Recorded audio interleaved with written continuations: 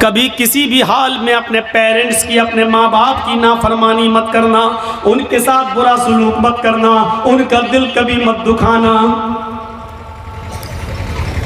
آگے والے جملے میرے بھائیوں ہماری آنکھیں کھول دیں گے۔ وَإِنَّ مَرَاكَ أَن تَخْرُجَ مِنْ أَهْلِكَ وَمَالِكَ، اگرچہ تمہیں تمہارے والدین، تمہیں تمہارے ماں اور باپ دونوں تمہارے گھر سے، اپنے گھر سے نہیں، وہ تو گھر ہے ہی، تم نے محنت کر کے جو گھر کمایا ہے اور بنائی ہے بلڈنگ، اور تم نے جو شادی کی ہے، اگر وہ تمہیں حکم دیں کہ تم اپنے گھر سے نکل جاؤ تو اپنے باپ کا حکم مانتے ہوئے تمہیں اپنا گھر چھوڑنا پڑے گا۔ اگر وہ کہیں کہ تم اپنے اہل و عیال، بیوی بچوں کو بھی چھوڑ دو اور بھاگو یہاں سے، تو تمہیں اپنے ماں باپ کی بات مان کر اپنے بیوی بچوں کو بھی چھوڑنا پڑے گا۔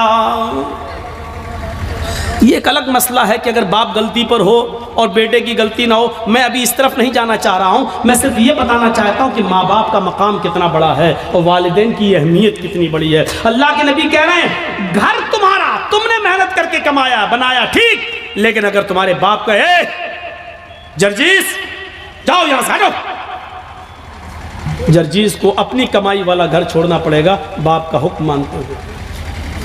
یہ تمہاری بیوی بڑی نافرمان ہے، اللہ کی ناشکری ہے، چھوڑو اس کو، چلو، ہمیں چھوڑنا پڑے گا۔ اور اس کی ایک مثال میں آپ کو دینا چاہتا ہوں، ذرا سنیے گا۔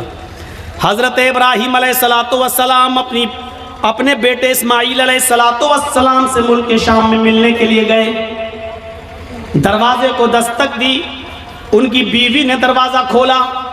ذرا سنیے گا، بڑا دلچسپ واقعہ ہے، میں نے آہستہ اسپیڈ کم کر دی ہے تاکہ آپ کو سمجھاؤں۔ ابراہیم علیہ السلام اپنے بیٹے سے ملنے گئے، دروازے کو دستک دی، بہو نے، بیٹے کی بیوی نے دروازہ کھولا، اور جیسی دروازہ کھولا تو کیا دیکھتی ہے، سامنے ایک بوڑھا آدمی کھڑا ہے۔ کہا السلام علیکم، کہا وعلیکم السلام۔ کہا مجھے اسماعیل سے ملنا ہے۔ بیوی کو نہیں معلوم کہ یہ میرے سسر ہیں، لیکن سسر کو معلوم ہے کہ یہ میرے بیٹے اسماعیل کا گھر ہے اور یہ اس کی بیوی ہے، لیکن بتا نہیں رہے کہ میں تمہارا سسر ہوں۔ کہا کہ بیٹی مجھے تمہارے ہسبینڈ سے ملنا ہے، مجھے تمہارے شوہر سے ملنا ہے۔ کہا کہ وہ تو جنگل میں شکار کرنے گئے ہیں، گھر میں کھانے پینے کو کچھ نہیں تھا، اس لیے وہ جنگل میں چلے گئے، شکار کر کے لائیں گے، شام کو گوشت آئے گا تب ہانڈی پکے گی۔ اچھا ایسے حالات ہیں تمہارے گھر کے؟ کہا بہت برے حالات ہیں۔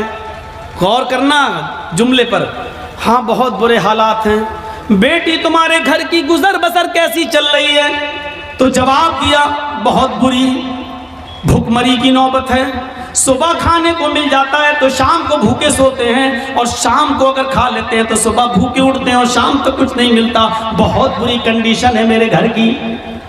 ابراہیم علیہ السلام جانے لگے، کہنے لگے بیٹی جب تمہارے ہسبینڈ گھر پہ آ جائیں، اب سنو، جب تمہارے ہسبینڈ گھر پہ آ جائیں تو ان سے کہنا کہ ایک اولڈ مین آیا تھا، ایک بوڑھا آدمی تشریف لایا تھا، اس نے تمہیں سلام کہا ہے اور کہا ہے کہ اپنے گھر کی چوکھٹ بدل دو، تمہارے گھر کی چوکھٹ ٹھیک نہیں ہے۔ چوکھٹ سمجھتے ہیں نا، وہ گھر کا مین گیٹ کا جو دروازہ ہوتا ہے، چوکھٹ جس میں آدمی اندر گھستا ہے گھر کے دروازے سے، وہ چوکھٹ۔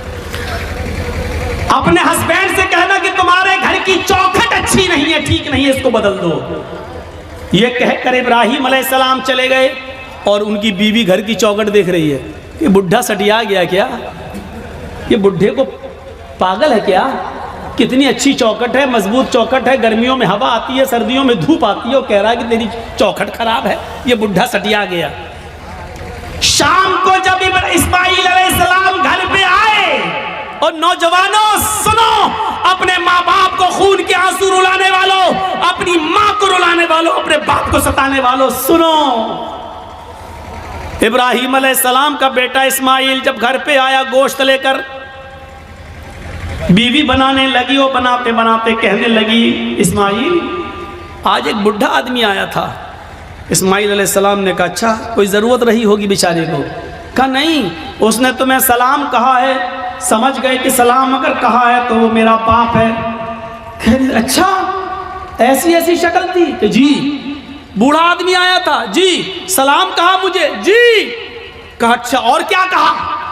کہا اس نے مجھ سے کہ اب جب تمہارے شوہر گھر پہ آ جائیں، ہسبینڈ گھر پہ آ جائیں، تو ان سے کہنا کہ تمہارے گھر کی چوکھٹ ٹھیک نہیں ہے، اس کو بدل دو۔ بڈھا سٹیا گیا تھا۔ اسماعیل علیہ السلام نے کہا اچھا اس نے کچھ پوچھا تھا تم سے؟ کہاں پوچھا تھا کہ گھر میں گزر بسر کیسی چل رہی ہے، تو میں نے کہہ دیا کہ اچھی نہیں چل رہی۔ جو سچائی تھی بتا دی، صبح کھا لو تو شام کو نہیں ملتا، شام کو کھا لو تو صبح نہیں ملتا۔ انہوں نے کہا بس یہی تمہارا جملہ سن کر، یہی ورڈز سن کر انہوں نے کہا کہ اپنے گھر کی چوکھٹ بدل لو۔ کیا مطلب؟ کہا میری بیوی، انہوں نے جب یہ دیکھا کہ تم نے اللہ کا شکر ادا نہیں کیا، جب پوچھا کہ گھر کی گزر بسر کیسی چل رہی، تو تمہیں کہنا چاہیے تھا کہ الحمدللہ اللہ نے مجھے جس حال میں رکھا ہے اللہ کا شکر ہے، بس زندہ ہوں، اور اللہ مجھے جس حال میں بھی رکھے میں ہمیشہ اس کے دیے ہوئے رزق پر خوش ہوں۔ وہ جس حال میں بھی مجھے رکھتا ہے میں اس کے دیے ہوئے رزق پر میں راضی ہوں اور خوش ہوں۔ تمہیں یہ جملے کہنا چاہیے تھا، لیکن تم نے اللہ کی نافرمانی کر دی۔ تم نے یہ کہہ دیا کہ مجھے اچھی زندگی نہیں مل رہی ہے، میں بڑی تنگ دستی میں اپنی زندگی گزار رہی ہوں۔ میرے باپ نے سوچ لیا کہ تم اللہ کی نافرمان بندی ہو۔ آئے میری بیوی، انہوں نے گھر کی اس چوکھٹ کو بدلنے کے لیے نہیں کہا ہے، جو گھر کی چوکھٹ ہے، یہ دروازے کے اوپر جو چوکھٹ ہے، اس کو بدلنے کے لیے نہیں کہا ہے، انہوں نے چوکھٹ بدلنے کے لیے کہا ہے۔ اس کا مطلب یہ ہے کہ انہوں نے اپنی بیوی بدلنے کے، انہوں نے میری بیوی بدلنے کی بات کہی ہے۔ انہوں نے اشارہ کیا ہے ایسی اللہ کی نافرمان بیوی کو اپنے گھر میں تم مت رکھو۔ کیوں ایسی عورت کو اپنے گھر میں رکھ رہے ہو جو اللہ کی ناشکر گزار بندی ہے؟ لہٰذا تم اللہ کی شکر گزار بندی سے نکاح کرو، ناشکر عورت کو طلاق دے دو۔ آئے میری بیوی، میں اپنے باپ کا حکم مان کر تمہیں طلاق دیتا ہوں، کیونکہ میں اپنے باپ کی نافرمانی نہیں کر سکتا۔ تم میری زوجیت سے بے دخل ہو رہی ہو، میں تمہیں چھوڑ رہا ہوں، میں تمہیں طلاق دے رہا ہوں۔ اس زمانے میں طلاق کا جو پروسیسر تھا، اس حساب سے انہوں نے طلاق دے کر اپنی بیوی کو جدا کر دیا، اپنے باپ کی بات مانتے ہوئے۔ آج کے زمانے میں کوئی لڑکا اپنے باپ کی بات مانے گا؟ ارے باپ کی بات تو چھوڑو، شادی کے 2-4 مہینے کے بعد وہ ایسا بیوی کا غلام ہوتا ہے کہ پھر اپنی اماں سے کہتا ہے چپ تو نہیں سمجھے گی۔ اوف، کوئی بات ہو رہی ہے، کہتا ہے تو بیچ میں کیوں بولتی ہے، تو نہیں سمجھے گی۔ اس کو کہہ رہا ہے کہ تو نہیں سمجھے گی، اس ماں سے جو بچپن میں تیرے رونے سے سمجھ جاتی تھی کہ تو دودھ کے لیے رو رہا ہے یا تیرے کاندھے میں یا پیٹ میں درد ہے، جو بچپن میں تیری چیخ اور تیرے رونے کی آواز سے پہچان لیتی تھی کہ تجھے بھوک لگی ہے یا تیرے جسم کے کس حصے میں درد ہے، تو اس ڈاکٹر سے، اللہ کی قسم ماں سے بڑا کوئی ڈاکٹر دنیا میں پیدا نہیں ہوا۔ کتنی بھی بڑی وہ MBBS اور MS اور MD کی ڈگری لے لے، ماں سے بڑا کوئی ڈاکٹر نہیں ہے، کیونکہ ماں پہچانتی ہے کہ بیٹا یہ رو رہا ہے تو اس کے رونے میں بھوک چھپی ہے یا کہیں درد چھپا ہے۔ میرے بھائیوں، اس ماں سے کہتے ہو تم، اس ماں سے کہتے ہو کہ تو نہیں سمجھے گی، جو بچپن میں تیرے رونے کی آواز سے سمجھ جایا کرتی تھی، جب تو بولنا نہیں جانتا تھا تو جانتی تھی کہ تو کیا چاہتا ہے، تو تیرا ارادہ کیا ہے، تیرے پیٹ میں درد ہے یا تیرے جسم میں درد ہے یا تیرے سر میں درد ہے، وہ اس وقت تجھے سمجھتی تھی۔ اور آج تو اتنا بڑا ہو گیا ہے، آج اتنا عقل مند ہو گیا ہے، آج تیری پوزیشن اتنی اونچی ہو گئی ہے کہ تو اپنی ماں سے اتنی جرأت اور اتنی ہمت کہ اپنی ماں سے کہتا ہے تو نہیں سمجھے گی۔ اوف، حضرت ابراہیم علیہ السلام نے دوسری شادی کر لی، پھر 1-2 سال کے بعد پھر اچانک گھر میں آئے ابراہیم، اسماعیل پھر شکار کھیلنے کے لیے گئے تھے، دروازے کو دستک دی، وہ دوسری بیوی نکلی، دروازہ کھولا، کہیے چاچا کیسے آنا ہوا؟ کہا مجھے تمہارے ہسبینڈ سے ملنا ہے، کہ وہ تو نہیں ہے، جنگل میں گئے شکار کرنے کے لیے۔ اچھا تم کیسے رہ رہی ہو؟ الحمدللہ۔ گزر بسر کیسی چل رہی ہے؟ اللہ کا شکر ہے، اللہ نے جس حال میں بھی رکھا ہے ہر حال میں اللہ کی تعریف ہے۔ فرمایا میری بیٹی، جب تمہارے شوہر گھر پہ آ جائیں تو ان سے کہنا کہ ایک بوڑھا آدمی آیا تھا، انہوں نے سلام کہا ہے، اور چلتے چلتے اس نے یہ نصیحت کی ہے کہ اپنے گھر کی چوکھٹ کو برقرار رکھنا، اس کو بدلنے کی ضرورت نہیں ہے، گھر کی چوکھٹ ٹھیک ہے۔ یہ عورت بھی کہتی ہے بڈھا سٹیا گیا، بدلنے کی تو کوئی بات ہی نہیں ہو رہی ہے۔ اسماعیل علیہ السلام جب گھر پہ آئے تو بیوی نے پوری بات بتائی، اسماعیل علیہ السلام خوش ہو کر کہنے لگے میری بیوی وہ میرے باپ تھے اور گھر کی چوکھٹ تم ہو۔ انہوں نے کہا برقرار رکھنا، اس کا مطلب یہ کہ اپنی بیوی کو اچھی طریقے سے رکھنا، یہ اللہ کی بڑی نیک و فرما بردار بندی ہے۔ باپ کی تمنا یہ ہوتی تھی کہ ہمیں جو ہے میرے بیٹے کو اچھی بہو بیوی ملے، مجھے اچھی بہو ملے، اور جہاں بیٹوں کے حق ہیں باپ کے اوپر، وہاں حق ایک یہ بھی ہے کہ وہ اچھی اور دیندار لڑکی سے شادی کرائے۔ آج کن سے شادیاں کرا رہے ہو اپنی بیٹیوں کی؟ ماں باپ۔ پہلی بات تو اب ماں باپ کو بیچاروں کو تو اب دیکھنے کا موقع ہی نہیں ملتا ہے، اب تو لڑکے اور لڑکیاں خود ہی سیٹ کر لیتے ہیں، اب تو ماں باپ بیچارے ان کی بات مان لیتے ہیں، اگر نہیں مانیں گے تو یہ لڑکی میری بیٹی میری ناک کٹا کے رکھ دے گی اور مجھے بدنام کر دے گی، اس لیے جہاں چاہ رہی ہے وہاں کر دو بس۔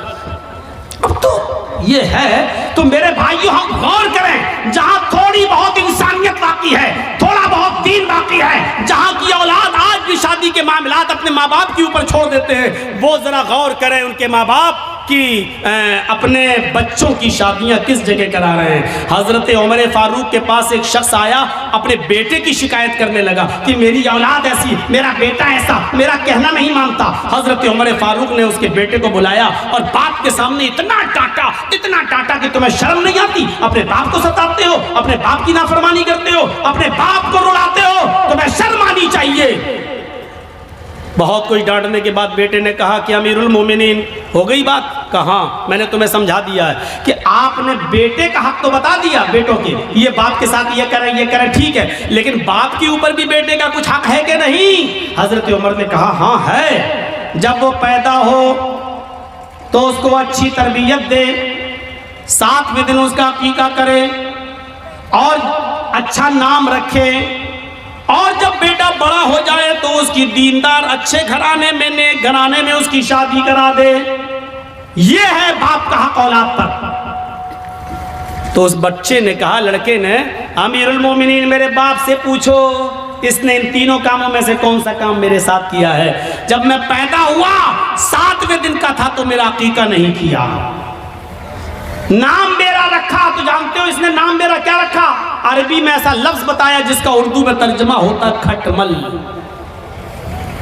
اس نے میرا نام رکھا کھٹمل۔ اور تیسرا، جب میں بڑا ہوا تو شادی کرا دی ایک مجوسی لڑکی کے ساتھ، ایک ان پڑھ جاہل گدار جو جانتی نہیں ہے کہ شوہر کا حق کیا ہے، اس نے ایک نافرمان عورت کے ساتھ میری شادی کرا دی۔ تینوں کام اس نے نہیں کیے۔ پھر حضرت عمر فاروق نے باپ کو ڈانٹا، کہا بیٹے کی شکایت کرتے ہو، اپنی غلطی نہیں بتاتے ہو کہ تمہاری غلطی کیا ہے؟ تم نے جب اپنی اولاد کا حق ادا نہیں کیا تو اب بھگتو، دیکھو، اور اب یہ سارے ظلم و زیادتی سہو، اب تو تمہیں سہنا پڑے گا۔ میرے بھائیوں، ایک صحابی رسول ہیں، اپنی ماں کو خانہ کعبہ کا طواف کرا رہے ہیں، ان کی ماں پیروں سے لنگڑی ہے۔ علامہ ہیثمی نے اپنی کتاب مجموع الزوائد کے اندر اس واقعے کو نقل کیا ہے، ذرا غور سے سنیے گا۔ ان کی ماں آنکھوں سے اندھی ہے، پیروں سے لنگڑی ہے، بوڑھی ہے، کہنے لگی بیٹا مجھے خانہ کعبہ کا طواف کرا دے، میرے بیٹے مجھے عمرہ کرا دے، میرے بیٹے میں طواف کرنا چاہتی ہوں۔ اس کے بیٹے نے اپنی ماں کو پکڑا اور خانہ کعبہ تک لے گیا، سواری کا انتظام کیا اور لے گیا، اور خانہ کعبہ پہنچنے کے بعد وہ چونکہ پیروں سے لنگڑی تھی، آنکھوں سے اندھی تھی، اس لیے وہ چل نہیں سکتی تھی، اس لیے بیٹے نے اس کو اپنی پیٹھ کے اوپر لاد لیا۔ اس زمانے میں وہیل چیئر چلتی ہیں، اس زمانے میں وہیل چیئر بھی نہیں تھی، اس نے اپنے کاندھے پر اپنی پیٹھ پر اپنی ماں کو لاد لیا۔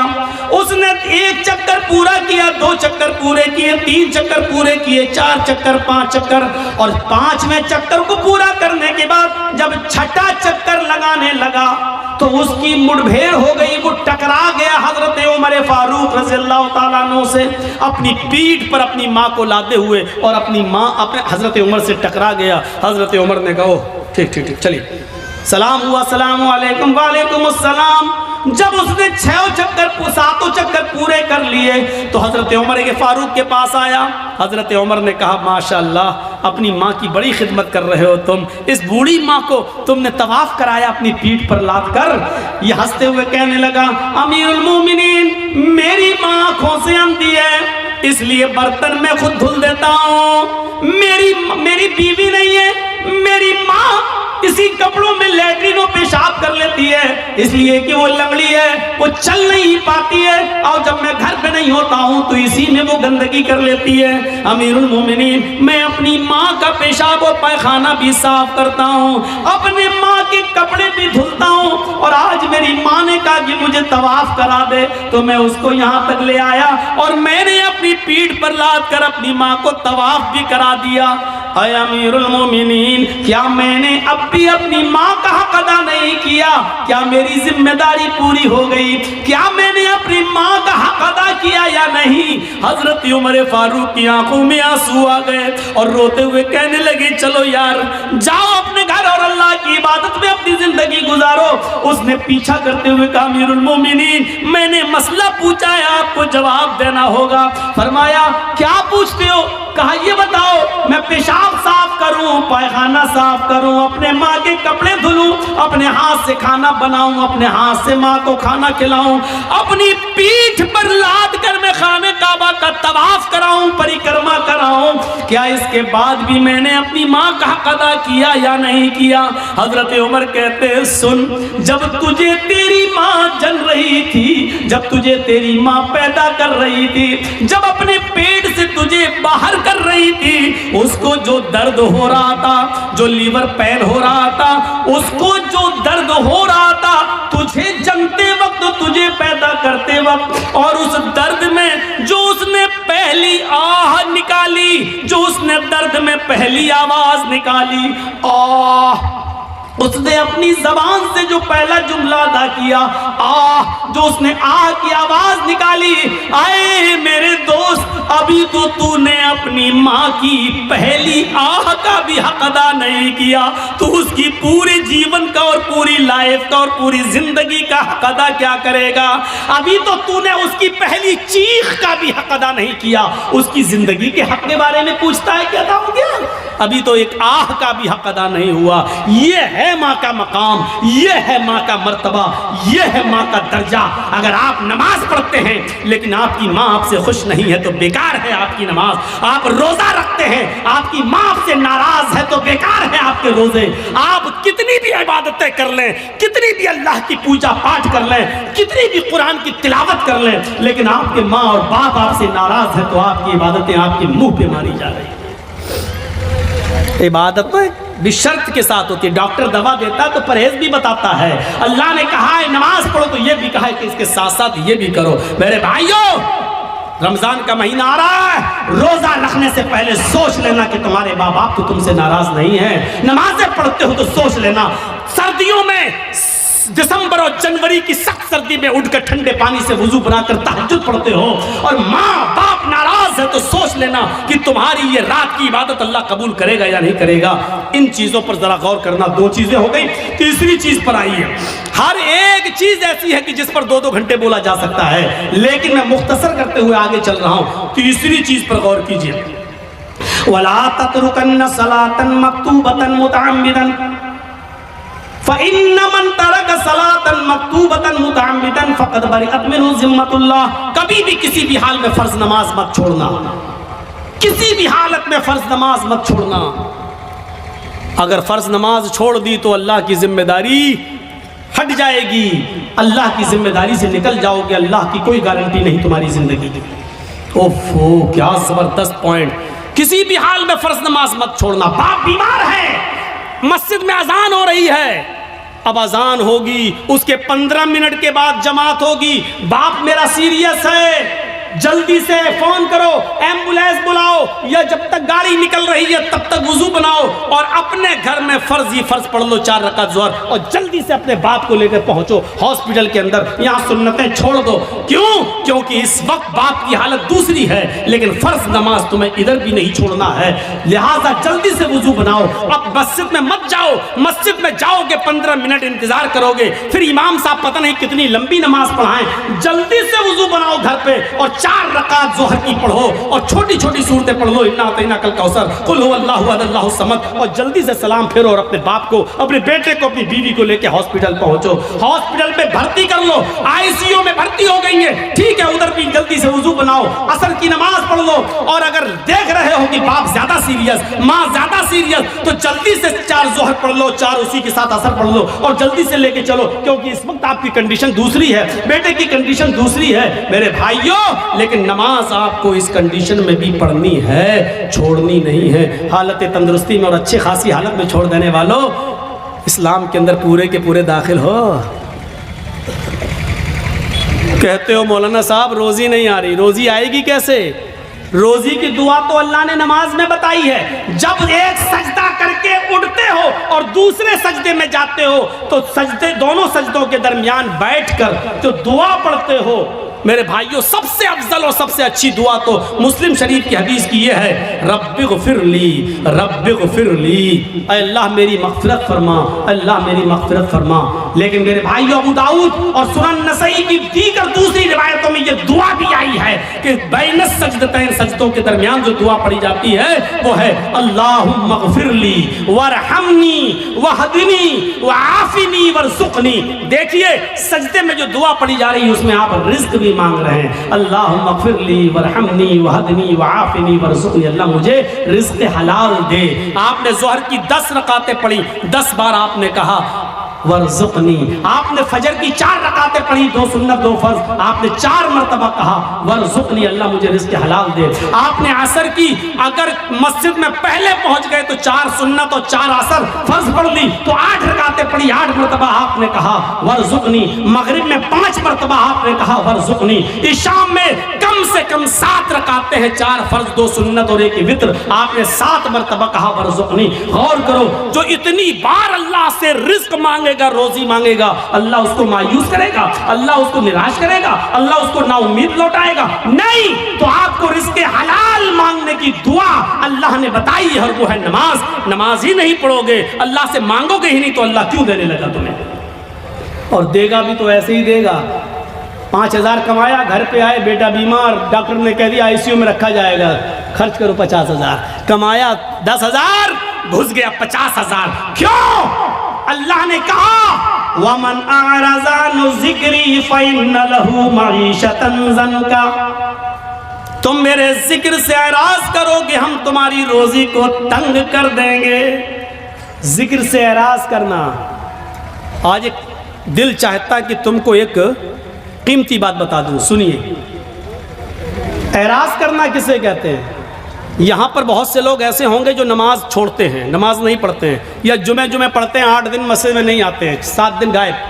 ان کے بارے میں تو میں کچھ کہہ ہی نہیں سکتا، وہ جانے، ان کا رب جانے، ان کو کیا عذاب ہوگا کیا نہیں، وہ اللہ جانے، ان کا رب جانے، اور آپ جانے۔ میں ان کی بات کر رہا ہوں یہاں پر جو نماز تو پڑھتے ہیں لیکن ٹائم پہ ٹائم، نماز تو پڑھتے ہیں لیکن ٹال مٹول کر۔ اذان ہو رہی ہے، 5 کسٹمر رہ گئے ہیں، ان کو نپٹا دوں تب جاؤں گا، جلدی جلدی آپ نے ان کو سودا دی دکان سے، جب تک بند کر کے جا رہے ہیں پتہ چلا جماعت ہو چکی ہے۔ ہم ڈاکٹر ہیں، ہمارے پاس مریض آیا ہوا ہے بخار کا اور زکام کی دوا لینے کے لیے، اور اذان کی آواز آ گئی، ہم نے سوچا 2 مریضوں کو دوا دے دو، اس کے بعد جا رہا ہوں۔ جب تک 2 مریضوں کو ہم دوا دے رہے ہیں اور جب تک ہم مسجد میں نماز پڑھنے جا رہے ہیں جماعت ہو گئی۔ یہ ہے نماز سے اعراض۔ پڑھ تو رہے ہیں آپ لیکن جماعت کو آپ نے ترک کر دیا اور جماعت چھوڑ دی، یہ ہے نماز سے اعراض۔ اللہ نے کہا وَمَنْ أَعْرَضَ عَنْ ذِكْرِي، جو میرے ذکر سے جو نماز سے اعراض کرے گا، روگردانی کرے گا، ہم اس کی روزی کو فَإِنَّ لَهُ مَعِيشَةً ضَنْكَ، اس کی روزی تنگ کر دی جائے گی۔ بند نہیں کہا اللہ نے، یہ نہیں کہا روزی بند کر دیں گے، تنگ کر دیں گے۔ تنگ کا مطلب یا تو بہت مشکل سے اس کو روزی روٹی ملے گی، یا بہت آسانی سے ملے گی لیکن رکے گی نہیں اس کے پاس۔ آج کتنے لوگ ہیں ایسے، مولانا صاحب بہت کماتا ہوں لیکن برکت نہیں ہو رہی ہے، مولانا صاحب 1 لاکھ روپیہ مہینہ کماتا ہوں لیکن رکتا نہیں ہے، کبھی اس کو کینسر، کبھی اس کو ٹی بی، کبھی اس کو بیماری، بیماریوں نے گھیر لیا، لگتا ہے کوئی جادو ٹونا کر رہا ہے۔ ارے اللہ کے بندے، اعراض کو سمجھ لے، اعراض کس کو کہتے ہیں؟ وَمَنْ أَعْرَضَ عَنْ ذِكْرِي، جو میرے ذکر سے، نماز سے اعراض کرے گا۔ بچہ رو رہا ہے، ماں ٹی وی پہ سیریل دیکھ رہی، ریموٹ اس کے ہاتھ میں، ساس بھی کبھی بہو تھی، بیوی ماں اس بچے کی ماں دیکھ رہی، ساتھ بھی کبھی بہو تھی ناٹک، چپس کھاتی جا رہی، چائے پیتی جا رہی ہے اور ناٹک دیکھتی جا رہی ہے، ڈرامہ۔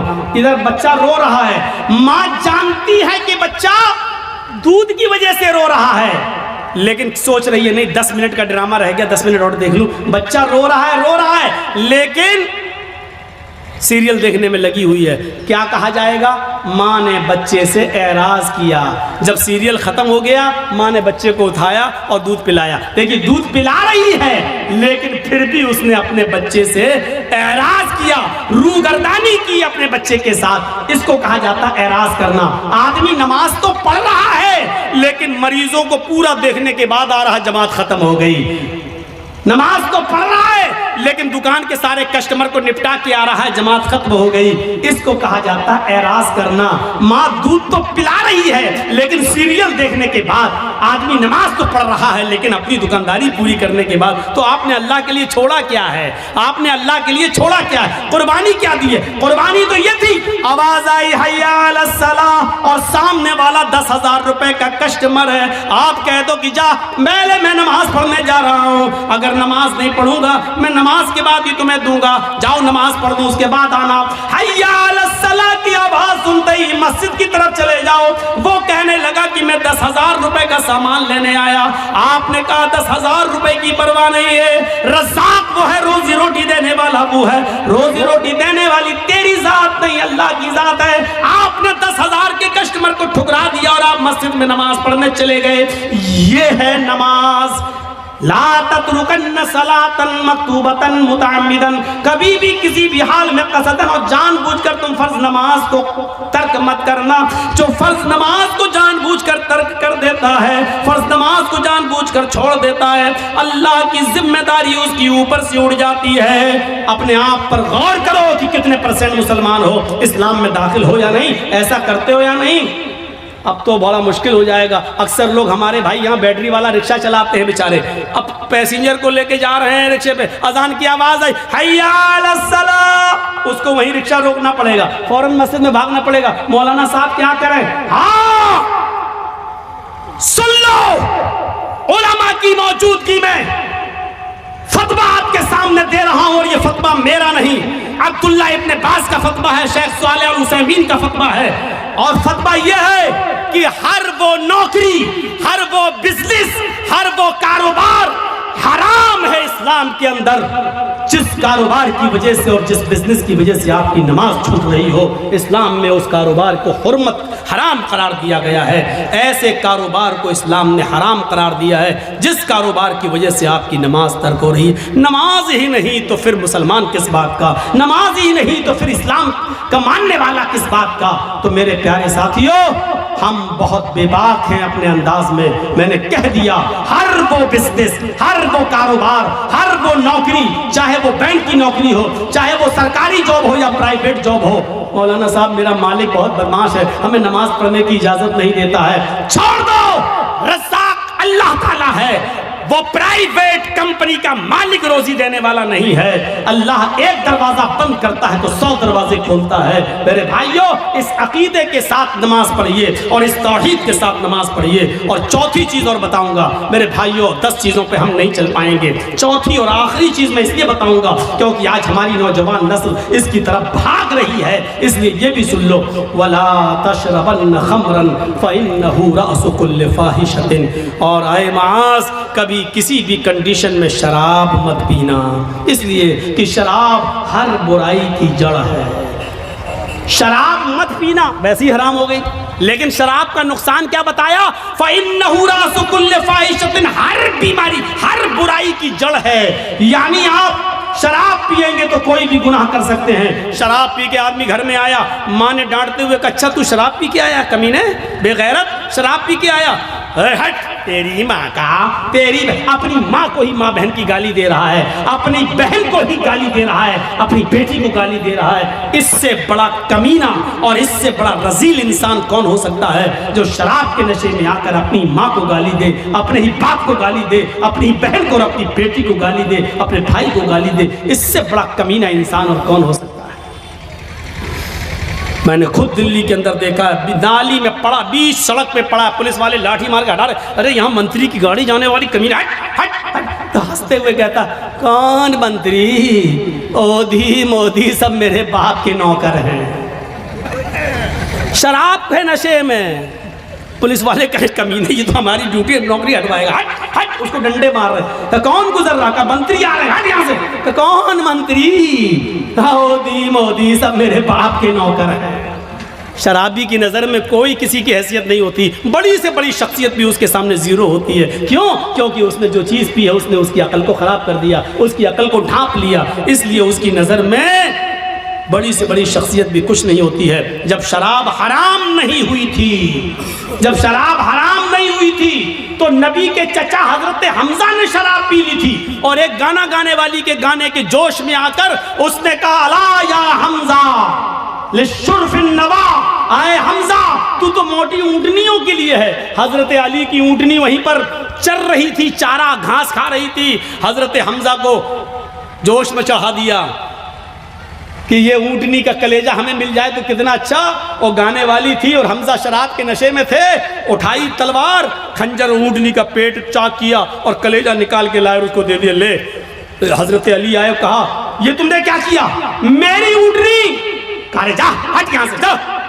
شراب کے نشے میں حضرت علی کو بھگا دیا۔ حضرت علی نے اللہ کے نبی سے شکایت کی، اللہ کے رسول ان کے ساتھ آئے، اور جب وہ آئے کہا چچا یہ کیا کر دیا، تم نے علی کی اونٹنی کو کھنجر مار کے مار ڈالا، اس کا کلیجہ نکال لیا۔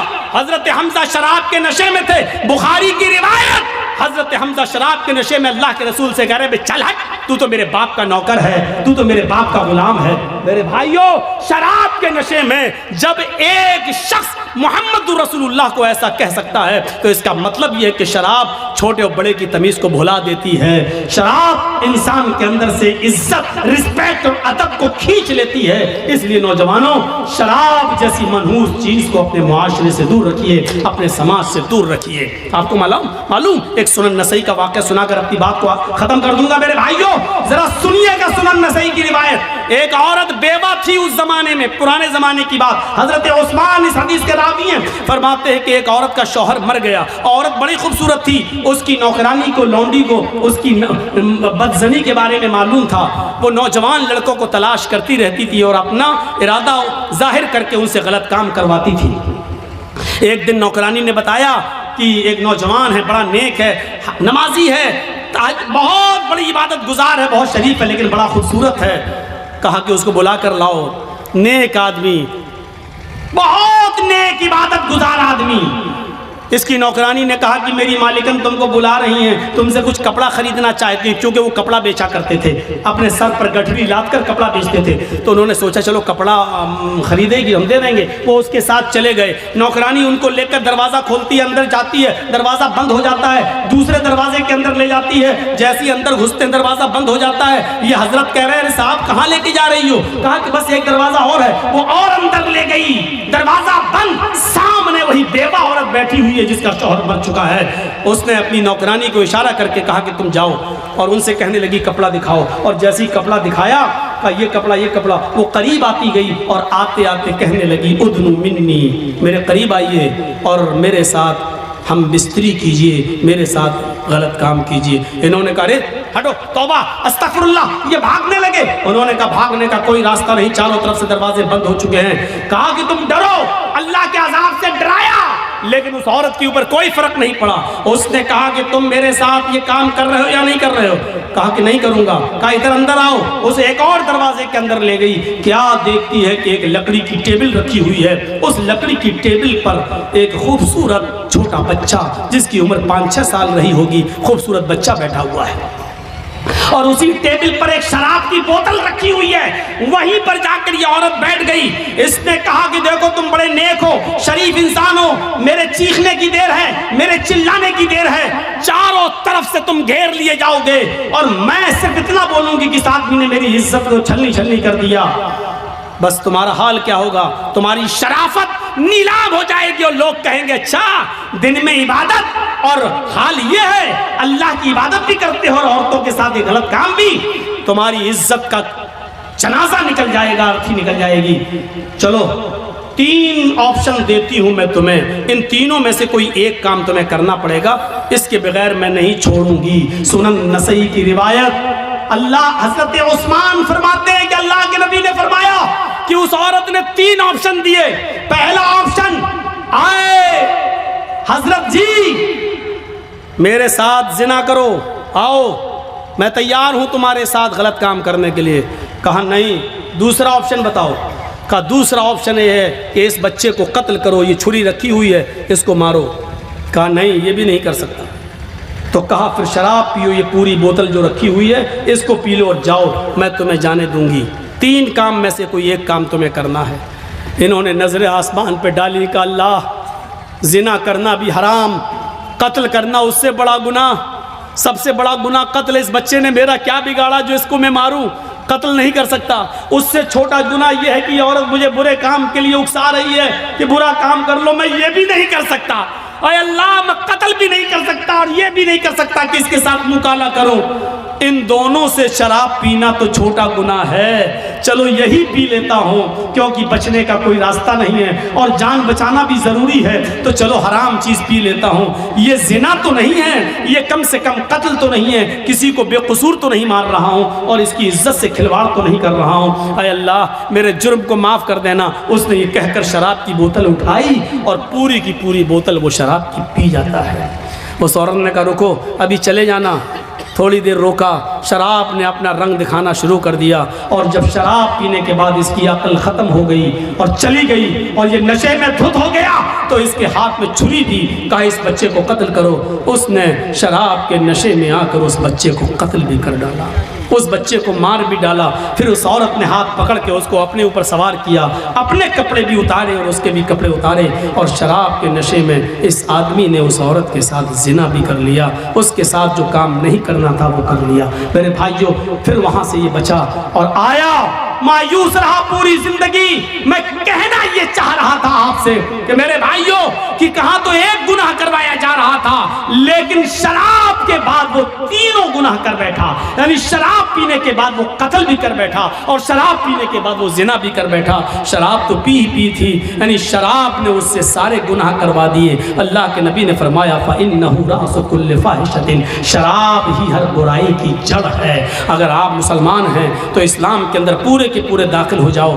شراب کو چھوڑنا پڑے گا، نماز پابندی سے پڑھنا پڑے گی، اور آپ کو یہ دیکھنا پڑے گا کہ نماز کے لیے ہم اپنے رب کے لیے کیا کیا چیزیں چھوڑ رہے ہیں۔ آپ کو اپنے ماں باپ کی خدمت کرنا پڑے گی، آپ کو شرک سے بچنا پڑے گا، آپ کو اپنے بھائیوں کا خیال رکھنا پڑے گا، یتیموں کو دیکھنا پڑے گا۔ 10 چیزیں تھیں، لیکن میری ہمت اب جواب دے چکی ہے۔ کنٹینیو پروگرام کر کر کے میں تھک چکا ہوں میرے بھائیوں۔ اب میرے بھائیوں میں آپ سے رخصتی چاہتا ہوں، اور یہ میرے بہار کا آخری پروگرام تھا۔ میں کل اب لکھنؤ کے لیے جا رہا ہوں، مشکل سے 2 دن لکھنؤ رہوں گا اور اس کے بعد پھر میں بامبے چلا جاؤں گا۔ تو میرے بھائیوں اللہ سے میں دعا کرتا ہوں کہ الہ العالمین ہماری خطاؤں کو معاف فرما دے، ہمیں اسلام کے اندر پورا کا پورا داخل فرما دے۔ اے اللہ شراب نوشی سے ہمیں بچا لے، اللہ ماں باپ کی خدمت کرنے کی ہمیں توفیق عطا فرما۔ اے اللہ ہمیں شراب کی حرمت کو سمجھنے کی توفیق عطا فرما، اور بار اللہ جب تک تو ہمیں زندہ رکھ، اسلام پہ زندہ رکھنا، اور جب ہمارا خاتمہ ہو تو ایمان پر ہمارا خاتمہ فرمانا۔ وما علینا الا البلاغ المبین، وآخر دعوانا ان الحمد للہ رب العالمین۔ السلام علیکم ورحمۃ اللہ وبرکاتہ۔